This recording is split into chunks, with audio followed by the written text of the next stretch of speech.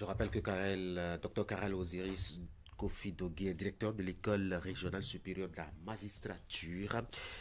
Docteur Dogué, bonjour. Bonjour. Bienvenue sur Actu Matin. Nous allons ensemble voir ce à quoi ressemble aujourd'hui le droit WADA, cet instrument qui sert à une vingtaine de pays environ, en tout cas pour les questions liées aux affaires au-delà des frontières nationales. Alors, je vais poser une question un peu large comme ça. Comment va le droit WADA aujourd'hui? Alors, c'est effectivement une question large. Bonjour, monsieur le journaliste.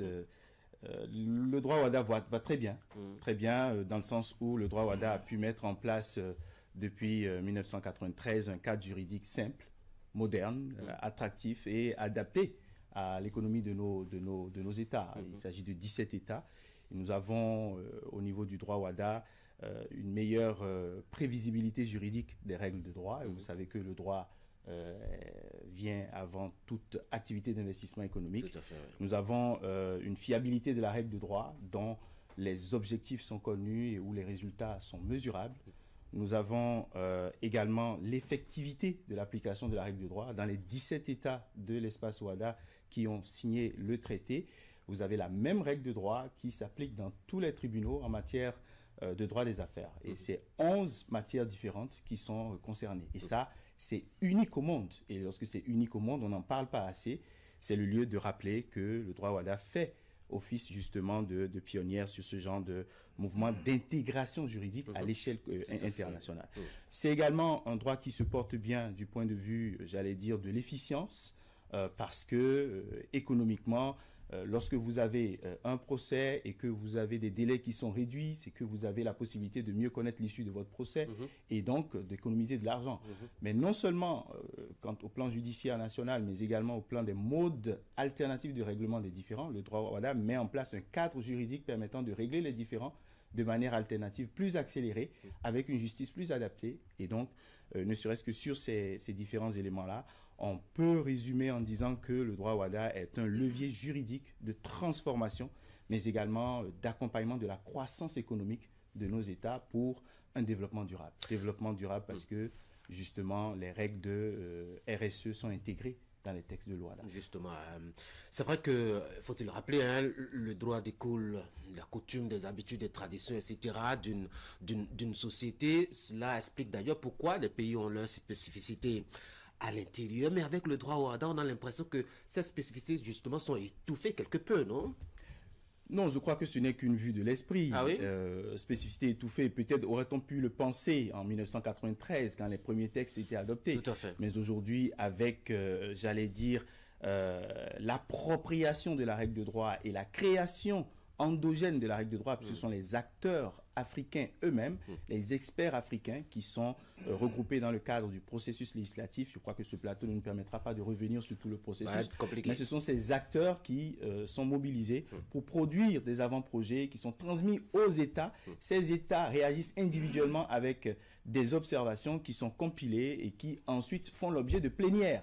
Et comme vous le savez, le droit WADA, lorsqu'il y a une seule objection, lorsqu'il n'y a pas unanimité, la règle ne passe pas. Et ça veut dire que si cette règle n'est pas contextualisée au Bénin, au Togo, au Burkina, au Mali, en Centrafrique, au Tchad, etc., Cameroun, etc., la règle ne passera pas. Et donc, dire qu'il y a des spécificités qui ne sont pas prises en charge, je crois que c'était une vue peut-être antérieure, qui n'est plus le cas aujourd'hui. Nous sommes même allés jusqu'à prendre en compte l'informel dans nos économies, qui est une réalité consubstantielle à nos États, avec le statut de l'entrepreneur qui permet de résorber, en tout cas d'aider ces acteurs très importants de l'économie informelle à revenir dans la formalité des activités économiques. Ce qui est pourtant, enfin, ce qui par contre n'est pas vu de l'esprit, c'est quand même la disponibilité, je dois dire, de personnel adéquat pour répondre justement aux exigences de ce droit-là.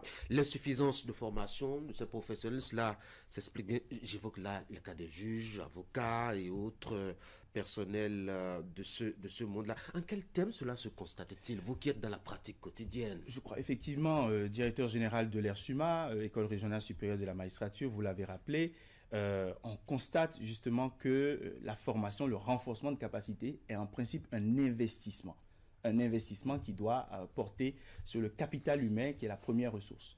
Et nos États, de manière générale, n'ont pas encore cette propension systématique, ce réflexe à investir dans la formation.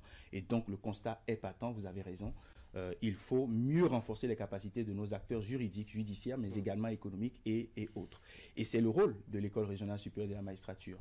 Nous avons justement, pour combler ce déficit, nous avons mis en place des programmes structurants qui permettent, en marge de l'investissement que les États peuvent faire, d'offrir des activités de renforcement de capacité à titre payant aux acteurs, mais avec des ressources qui prennent en compte le caractère de service public de l'école.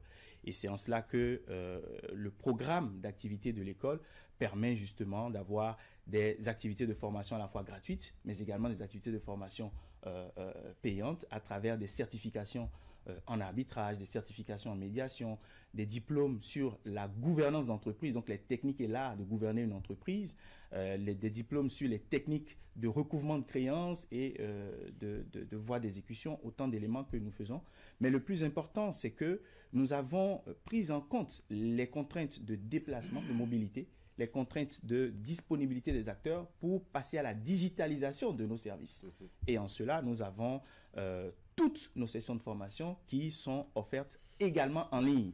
Donc, une personne d'un peu partout au monde peut se connecter pour pouvoir suivre ces sessions. J'allais dire, étant donné que l'école est au Bénin, est-ce que cela signifie que, je dois dire, le Bénin est quelque peu mieux loti par rapport justement à cette question de disponibilité, puisque l'accès est un peu plus facile aux Béninois, ceux qui vont venir d'un peu partout de l'Afrique. Je viens de le dire, et d'ailleurs, le 17 octobre prochain, nous avons des journées portes ouvertes pour montrer ce que nous faisons.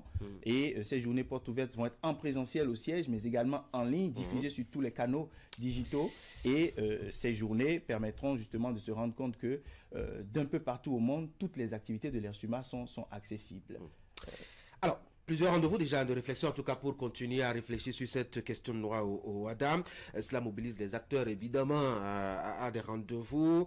Le dernier en date, l'année passée au Cameroun. Que retient-on justement de cette rencontre des acteurs au niveau donc du Cameroun? Alors, je vois que vous suivez effectivement l'actualité de l'OADA. C'était le Forum international des professionnels du droit autour de la responsabilité sociétale des entreprises au Cameroun. Oui. Mais il y a eu encore plus proche de nous, vous avez laissé le Bénin. Il y a eu la Semaine africaine de l'arbitrage de la justice et de l'information commerciale qui a eu lieu à Cotonou il y a de cela 2 semaines.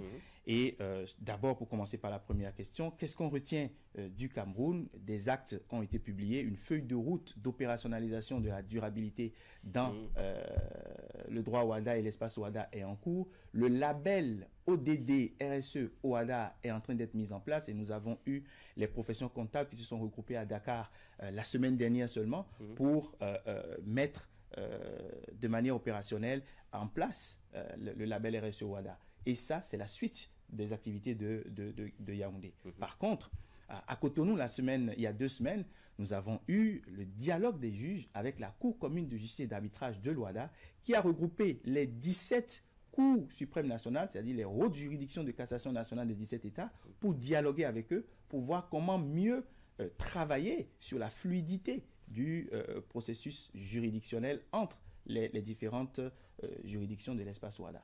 Et nous avons saisi également cette occasion au niveau de l'ERSUMA pour organiser un colloque sur la contribution de la justice étatique à l'amélioration du climat des affaires, à l'amélioration des modes alternatifs de règlement des différends.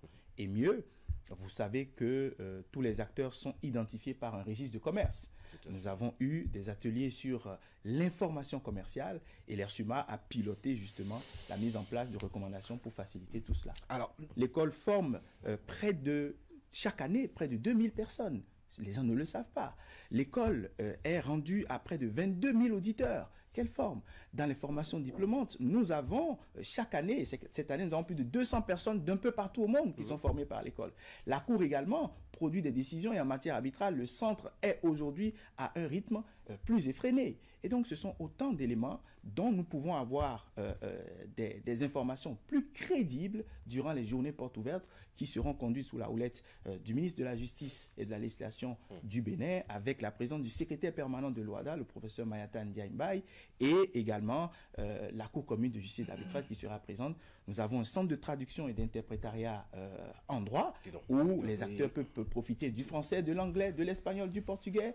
Nous avons des activités de recherche, des études qui sont faites et nous sommes ouverts le 17 octobre pour que les gens puissent venir découvrir ce que nous faisons si bien et recevoir également les critiques afin d'améliorer ce que nous pouvons encore améliorer. Ce qui est le plus important d'ailleurs. Docteur Karel Osiris Kofi Dogué, merci beaucoup d'être venu sur l'Actu Matin. C'est moi qui vous remercie. Très bonne journée. Merci.